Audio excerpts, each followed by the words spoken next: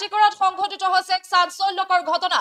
এগৰাকী বিজেপি নেতাৰ চৰম পন্থা অৱলম্বন। ঋণৰ বোজা সহিব নোৱাৰি এগৰাকী বিজেপি নেতাই চৰম সিদ্ধান্ত গ্ৰহণ কৰাৰ গুৰুতৰ অভিযোগ উত্থাপন হৈছে।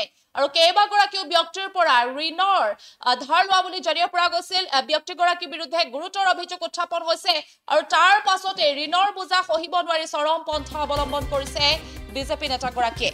পুনৰবাৰ জনাইছো এটা গুৰুত্বপূৰ্ণ খবৰ এই মুহূৰ্তত, যেহেতু কাটিগড়াত সংঘটিত হৈছে এক চাঞ্চল্যকৰ ঘটনা। বিজেপি নেতাৰ চৰম সিদ্ধান্ত, ঋণৰ বোজা সহিব নোৱাৰি চৰম পন্থা বিজেপি নেতাৰ। কাটিগড়া বিজেপি নেতা সত্যজিৎ দাসে বাছি ললে চৰম সিদ্ধান্ত। এমাহ পূৰ্বে সভাপতিৰ দায়িত্ব লাভ কৰিছিল সত্যজিতে। বহু লোকৰ পৰা ঋণ লোৱাৰ অভিযোগ বিজেপি নেতাগৰাকীৰ বিৰুদ্ধে। পুনৰবাৰ জনাইছো এটা গুৰুত্বপূৰ্ণ খবৰ এই মুহূৰ্তত, এগৰাকী বিজেপি নেতাৰ চৰম সিদ্ধান্ত গ্ৰহণ। কাটিগড়াত এক চাঞ্চল্যকৰ ঘটনা সংঘটিত হৈছে।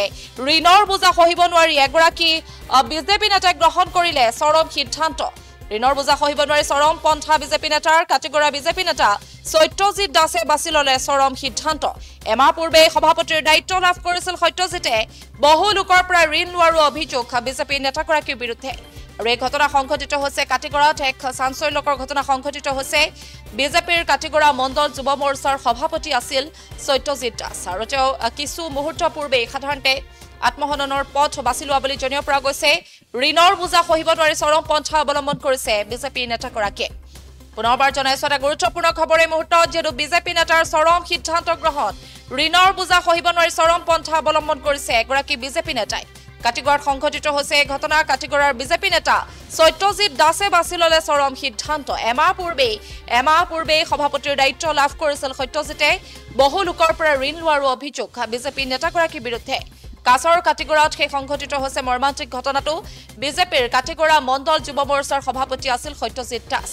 এমাহ পূৰ্বে যুৱ মৰ্চাৰ দায়িত্ব পাইছিল তেওঁ আৰু নিশা নিজ ঘৰতে আত্মহননৰ পথ বাছি লোৱা বুলি জানিব পৰা গৈছে।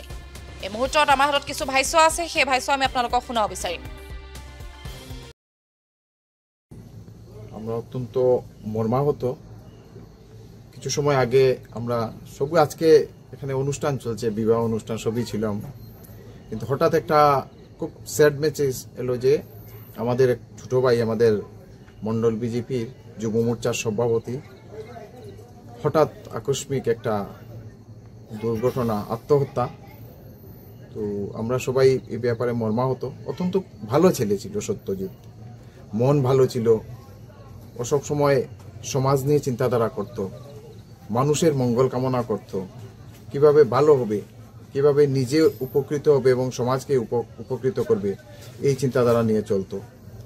মানে আজকে আমরা একটা বিরাট শূন্যতা ফিল করছি, বিশেষ করে যুব সমাজের মধ্যে একটা বিরাট একটা শূন্যতা ফিল হচ্ছে এবং এই শূন্যতাটা পূরণ করা বড় কষ্টদায়ক। এ ধরনের আত্মহত্যা মানে আমরা মেনে নিতে পারছি না। আমরা গভীর শোক প্রকাশ করছি এবং সেই শোক সন্তপ্ত পরিবারের প্রতি সমবেদনা জ্ঞাপন করছি। এখন বিষয়টা প্রশাসনিক ব্যাপার, প্রশাসন দেখবে কি করার, সেটা প্রশাসন ব্যবস্থা নেবে।